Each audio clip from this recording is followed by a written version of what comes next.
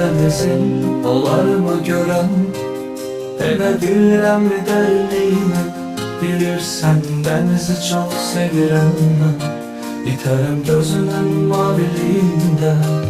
Mənə dəniz boyda ürək bağışla, mən orada yaşadığımı arzularımı. Dəniz gözlərimdən axan baxışla, çırpın sahilinə dalğalarımı.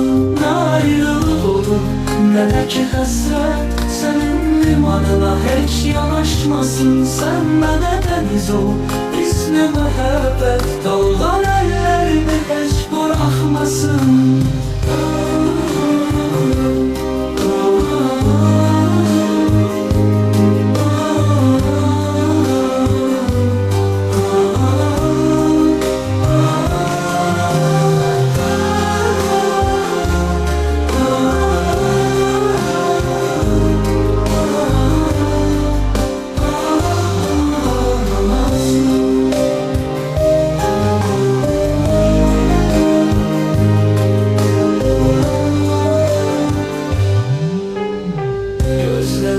Denizin olar mı gören? Denebilirəm mi dərliyimə?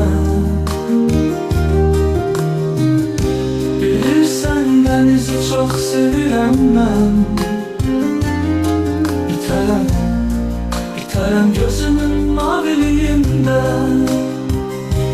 Mənə dəniz boyda ürək bağışla, mən orada